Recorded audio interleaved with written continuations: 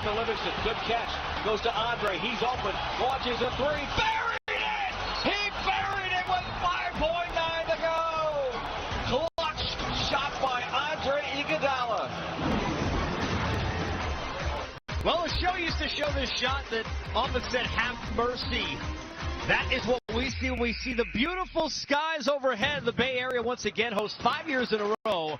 Now at the finals and the last ride at Oracle, will it be their third consecutive championship? The Warriors and Raptors even have won 31 of the 38 times the winners in that situation in Game 3 have won the series. It is Game Time Live, presented by YouTube TV, Casey Stern, and Two Heels, Vince Carter and Brendan Haywood. And from Heels you know what it is, to Cavs to all sorts of different other issues, it's like that 80s game operation. The Warriors seem to be dinged up in a number of different ways. So the question the day of media availability was, how healthy are they and who exactly is going to play in Game 3?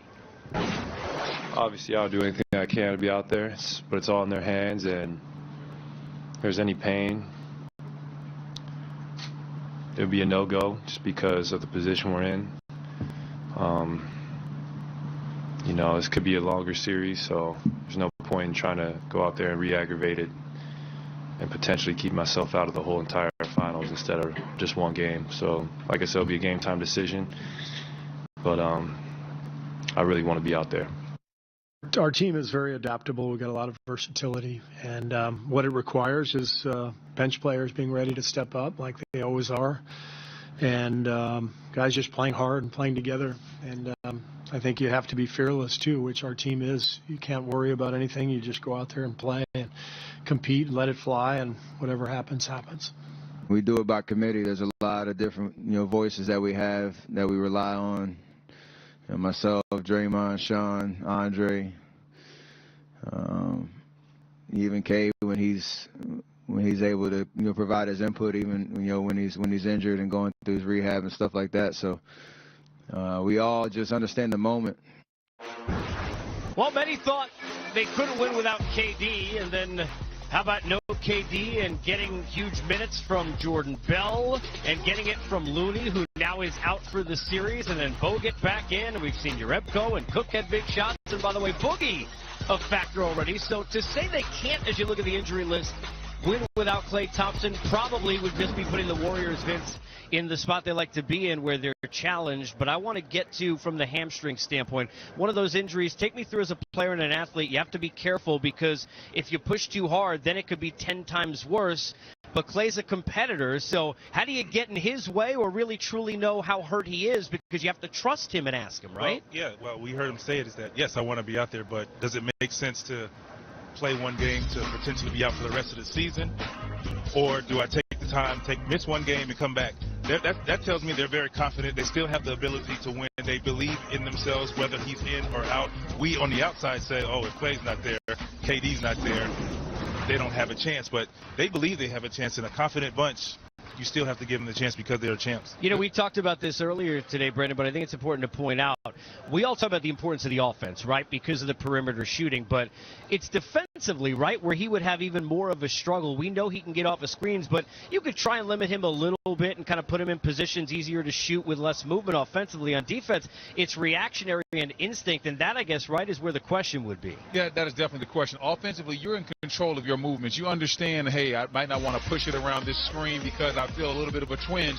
But when you're on defense, it's a reactionary position, so you have to close out to Kawhi. He might make a hard jab right and go left, and you have to react to it, and you don't have time to think. And in those moments, that is when that hamstring can give you the most problems, when you're trying to make quick cuts, moving from side to side, and you're not able to think about it. You have to move instinctually. That's when the hammy can really give you a problem if you're not 100%. Klay Thompson was absolutely right. He might need to sit out this game because if he goes out there and he plays on his hamstring and it's not right, he does risk doing further injury to himself and being not available for the rest of the series. And the one thing to add to that, defensively, if he does so happen to play, one thing we've seen from Golden State, they have multiple defensive schemes. So, maybe you blitz, maybe you play a soft zone just to allow him to get over screens to kind of protect that hamstring. Or maybe you just don't put him on someone like Kawhi. You just have to kind of pick your spots on who you put him on. So, I know we know this. We won't see a box and one, at least not from Golden to say, we thought we could say we wouldn't see it at all, but who knew? We'll get to that. Kevon Looney, such a huge factor, Brennan, in the last series. I mean, really, they don't probably win that series without the way that he played. Now you don't have him, but I don't want to say better because you'd love to have him, but how much easier is it to look at knowing what you got out of Boogie, the Game 2 version, which seemed just exponentially better than even with the rust we saw in Game 1? Well, listen, Boogie played very, very good Game 2. I was surprised. I'm not sure how much he had left coming back from that injury, but he showed that he was still able to play. He's smart. He's savvy. He understands when to pick his spots. He can still get to the free throw line. Excellent passing. I think the passing and the rebounding was the most important two things that Boogie did in Game 2. Really helped this team out a lot.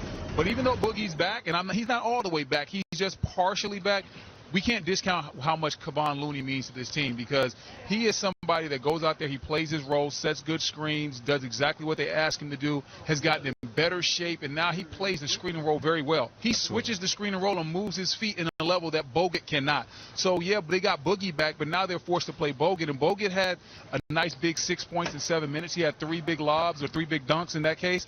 But you also look at how many points he gave up in the screen and roll. Kevon Looney does not give those up because he's a better pick and roll defender in today's game. And that's what's important to having Kevon is that, you know, you play Boogie when he's tired.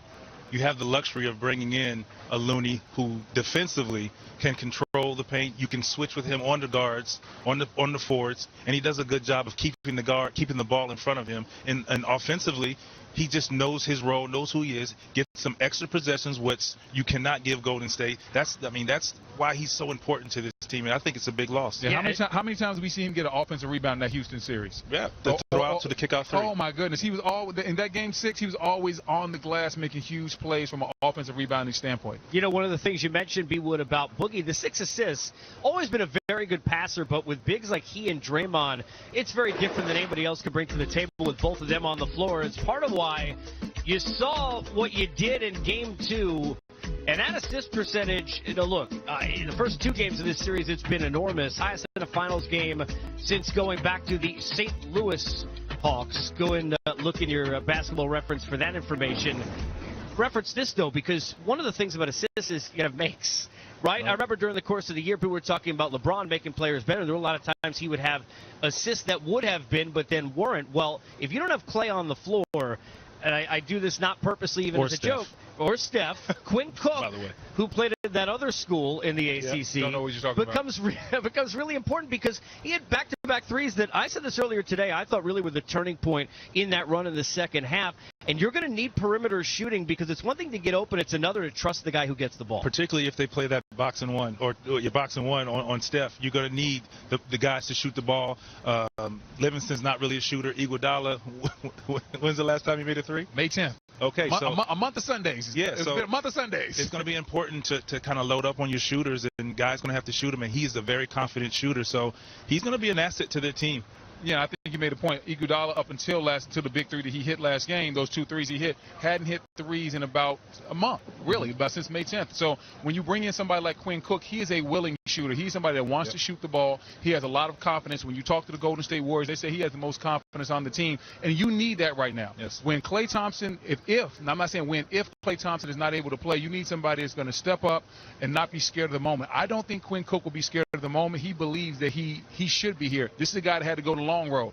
Didn't get drafted really high. This wasn't a guy that was a top 5 pick. He had to go to the G League, prove he belonged there, and then get called up to the NBA and prove that he belongs here. And now all of his teammates know that he belongs. I think the moment is set up for Quinn Cook to have a big game in Game 3. As well as their others, the rest of their team. I think this is the team of believers. I think it's us on the other side who are like, oh, maybe they're in trouble. Yeah. I think they believe they can compete. They believe, hey, if Clay is not playing, we still have a chance to win. 1, we're at home. 2, we're who we are. And, I think they believe that. And when you have a system, guys can fit in. We've seen that. By the way, if you're ever having struggles, and this is as somebody who's a newlywed, just have kids.